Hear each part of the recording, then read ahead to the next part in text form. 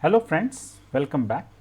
Today in this video for the subject Basic Thermodynamics, SY BTech Mechanical, Unit 2, First Law of Thermodynamics, we are going to discuss a very important topic, that is the steady flow energy equation, that is the SFEE, steady flow energy equation. Now let us derive this equation.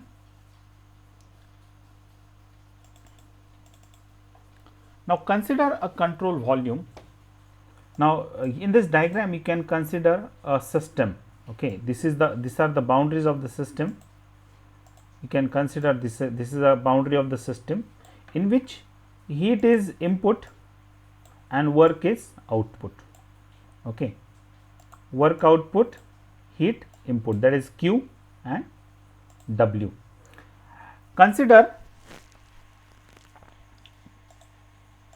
Z1 as the datum reference,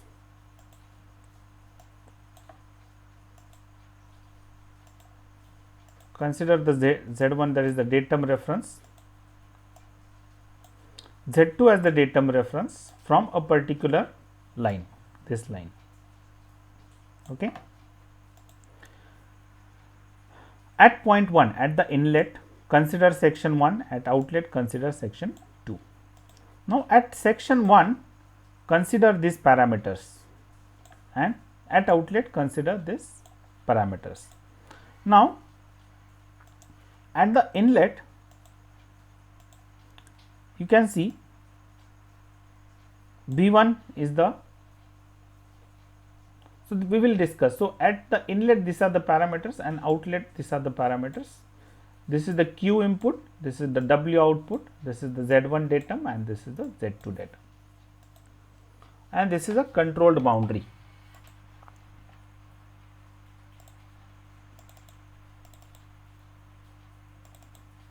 Now in this the previous diagram you can see C1 is the inlet velocity into the system, P2 is the inlet pressure into the system,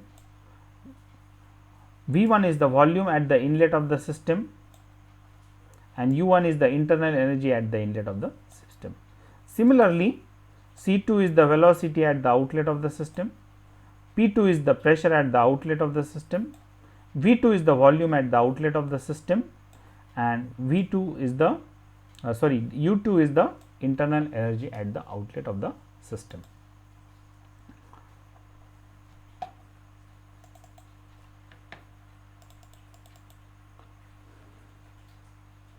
Now the mass coming into the system and goes out of the system, it is a steady flow process, and here you can apply the law of conservation of energy. Okay, the law of conservation of energy can be applied here, and the mass flow remains constant, that is m value. Now according to the law of conservation of energy, the total energy flow into the control volume, that is the inlet, is equal to the total energy flow rate out of the control volume. In and out, those are equal energies. So on this basis we can write the sum of all the energies into the system is equal to the sum of energy out of the system. Now what are the sums of energy going into the system? First, the energy carried into the system plus the flow work, that is the PdV work or PV work, and the heat input. Now this is with respect to time. Similarly, it is equal to energy carried out of the system and the flow work, and the addition is, that is the work. So output is work, input is heat. Okay. So on this basis you can write. Now see, what do you understand by the energy carried in the system? There are three types of energies, that is internal energy, potential energy and kinetic energy. So we have written here the addition of three energies, that is internal energy, potential energy and kinetic energy, the flow work and the dq upon dt at section 1. Similarly, is equal to at the outlet side, m internal energy plus potential energy plus kinetic energy at point 2 plus flow work plus dw upon dt. Now, why we write dw upon dt? That is on time basis. Okay. Now, adding the energy, now at LHS, if you see the energy at LHS, internal energy is U1, potential energy is GZ1, G is the gravitational constant and Z1 is the datum reference, and kinetic energy is C1 square upon 2, the C1 is the velocity at inlet. Okay. And flow work is what? P1 V1, and dq upon dt is the same. Similarly, on RHS, internal energy at point 2, the potential energy and kinetic energy. Again the PV flow work P2 V2 and dw upon dt. These parameters will remain the same.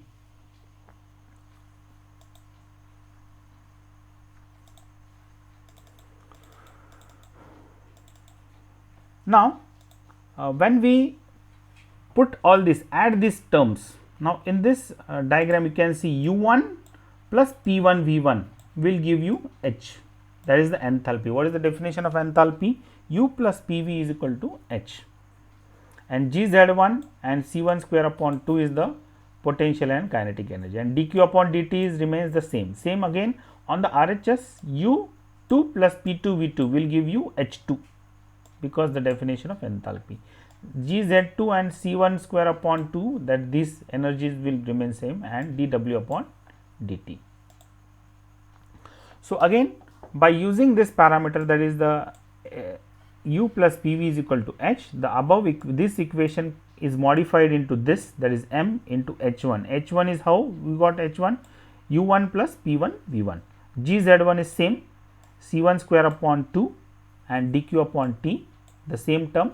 Again H2 GZ2 C2 square upon 2 plus dw, same terms we are writing. Okay.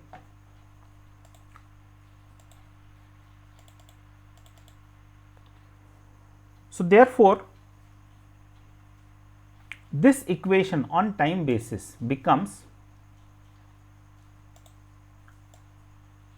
okay, now the same on, we are taking M here, H1 plus GZ1 C1 square upon 2 plus D dash. Now, D dash is what? Heat input per unit time. Okay, the same thing dq upon t, and M, that is again the mass, H2 plus GZ2 plus C2 square upon 2 plus W dash, again work done per unit time.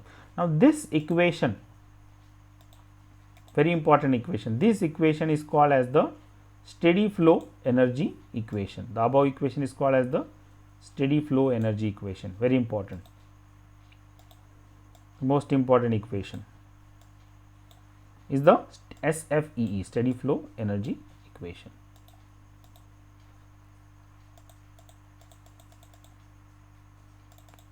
Thank you friends, thank you very much.